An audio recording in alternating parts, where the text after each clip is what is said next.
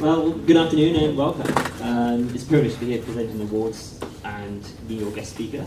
There's a lot of things I could talk about, but the most important thing that came to mind, and that none of this could get to where we are without them, is the coaches.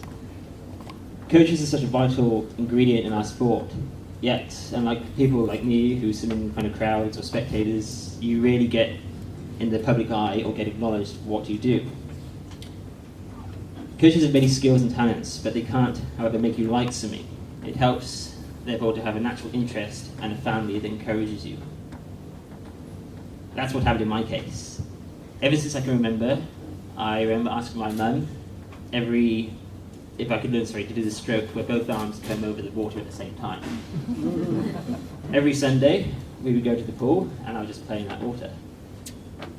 My mum eventually taught me the name of butterfly, and I eventually then, each time, went to the pool every Sunday and taught myself how to do that stroke.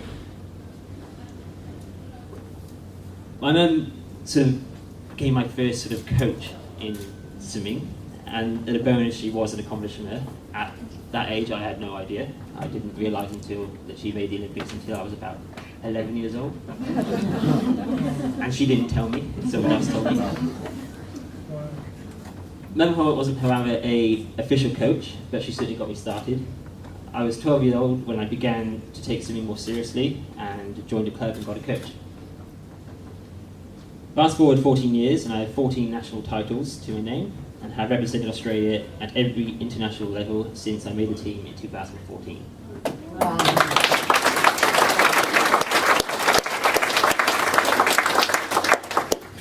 This wouldn't be possible without my coach, Chris Nesbitt. I sometimes reflect on the fact that a good coach, in many ways, is like a good parent. He or she has your best interests at heart, goes the extra mile for you, teaches you not just about swimming, but many other things too. And they can take you through the good times as well as the bad. That in itself is quite a job, but the list goes on. There are other roles such as organiser, promoter, and a counsellor. Then, of course, there's the hard work and a huge time commitment. In my case, I train full-time, 36 hours per week, and an average of 55 Ks in the pool. Chris is often there before I arrive, and still there when I leave, so his time commitment is more than mine. People often say to me, you must sacrifice a lot for what you do, but I don't see it that way. I wouldn't want to be doing anything else. I can hope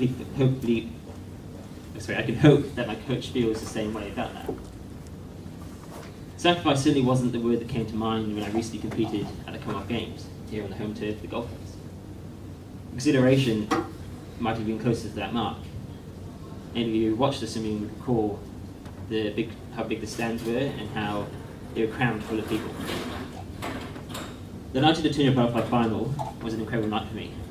I was ranked second and knew I had an opportunity to get a medal in that event. So I had to give it my all. All that training, all that coaching, got me to the point where I thought, I'm ready.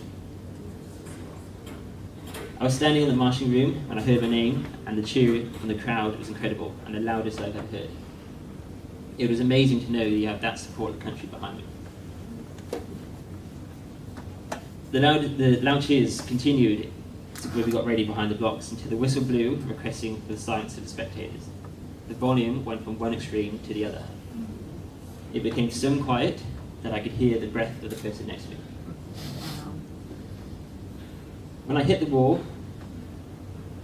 the crowd went crazy, and there was a wild flurry of Australian flags and more cheering.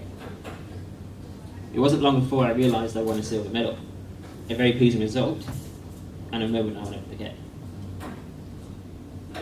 That night, all the excitement that went with it, it was something that I would like to give to you all. If I could give it in a bottle, it would be full of positive energy and emotion. It'd be huge. It would also contain a huge amount of gratitude for all the coaches, all your hard work and dedication. I would love to give you all such a bottle.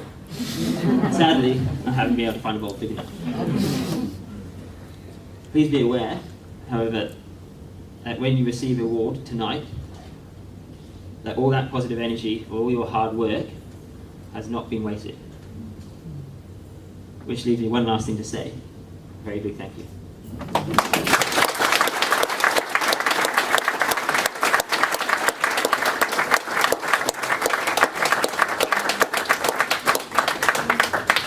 Ladies and gentlemen, David Morgan.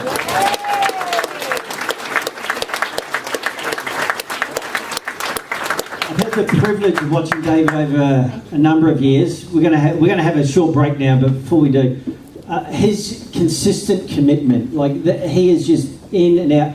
And we were running a Miami meet way back when, and he was doing a 400 butterfly. It's stupid. But anyhow, the last thing I'm going to say about David, they say good things come in threes.